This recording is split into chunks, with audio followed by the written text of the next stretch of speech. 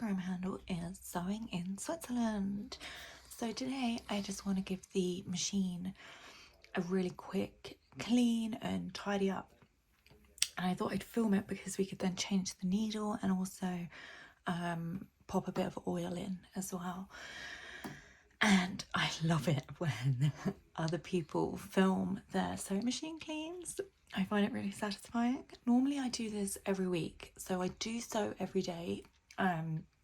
This is a machine that gets a lot of use, so I do tend to do it weekly. However, if you're only sewing a couple times a week, you could probably get away with doing this monthly. It is well worth doing and not avoiding it, because it really helps lengthen the life of a machine, in my opinion. So what we're going to need is our handy cleaning brush, or any kind of brush, or I've seen people actually use toothbrushes and kind of anything that isn't a specific tool, so you can pretty much use anything with some bristles on.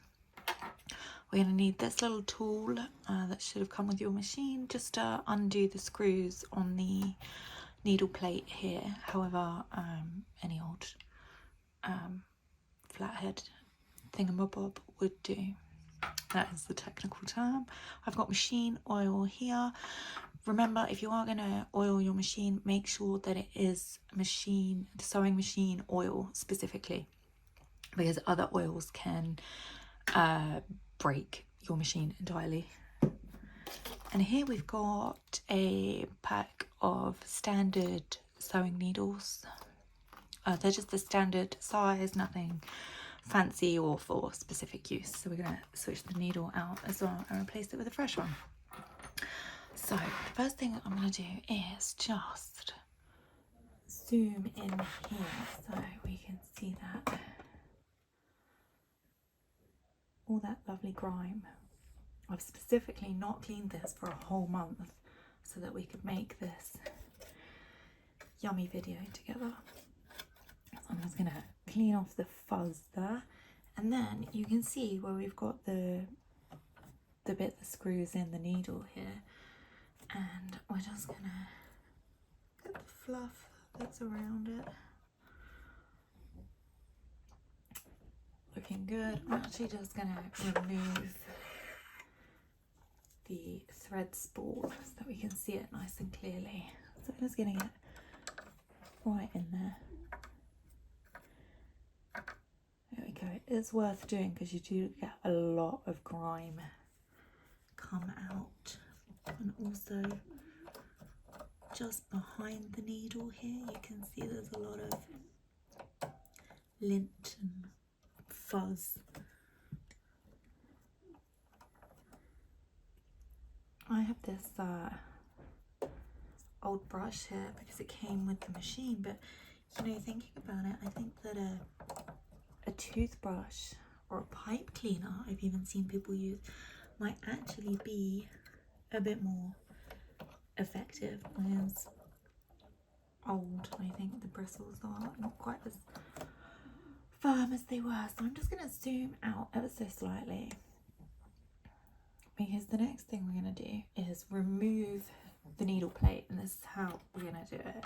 So you've got your, here we go, it should come with the machine. If you don't have one, the end of a key might work depending on the size of your screws. And we want to turn that left, lefty loosey, righty tighty.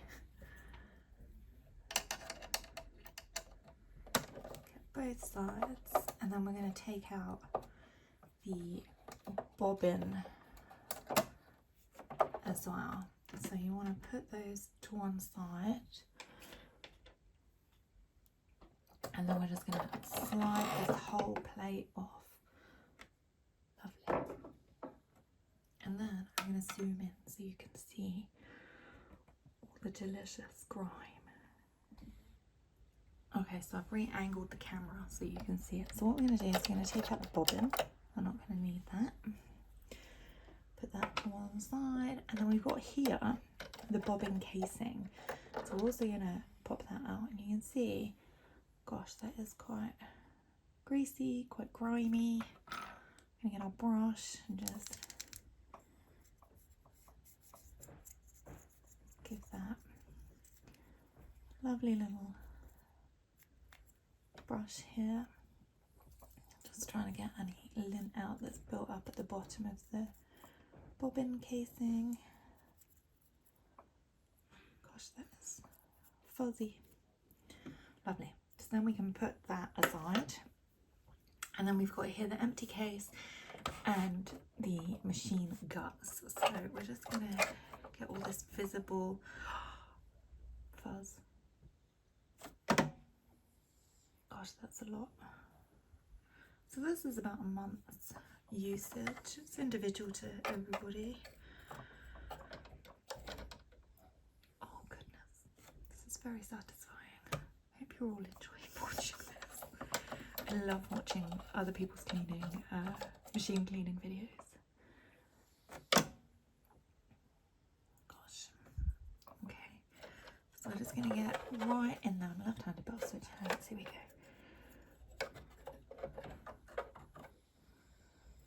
Lovely jubbly.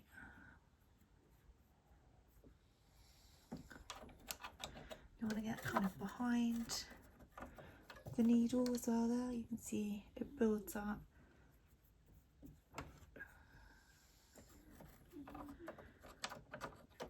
And then what we'll do once we've just removed most of the fuzz is we'll give it an oil as well.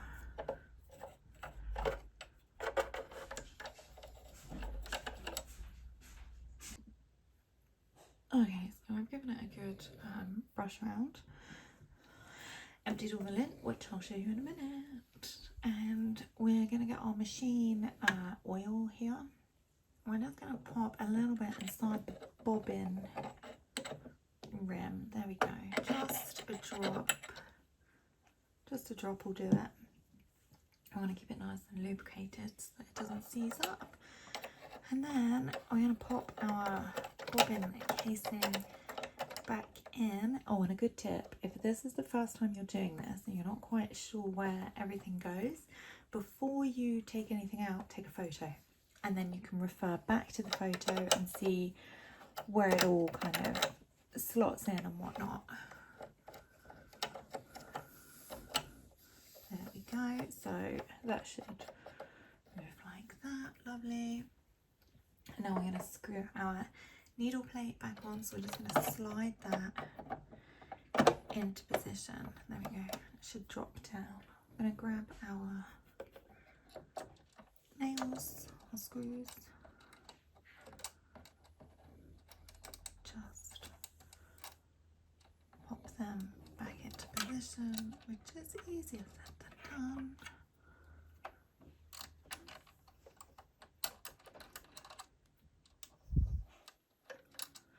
Oh gosh, okay, I'm going to screw them in off camera.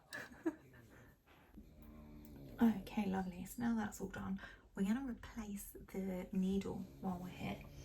So my best tip that I can ever give you is always, always, always put a piece of fabric underneath, because what can happen is where you've got the feed dogs and the holes underneath the presser foot, the needle, when you take it off, can fall through there, and then you've got to take it all apart again to get it out, and it's just, oh my god, it's so much hassle.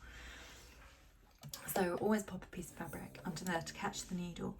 And then I'm just going to zoom out slightly so you can see we've got this screw head here, this kind of, and it's attached to a clamp, and that is what is holding, oh, you can see all the lint now. That's what we collected from the bobbin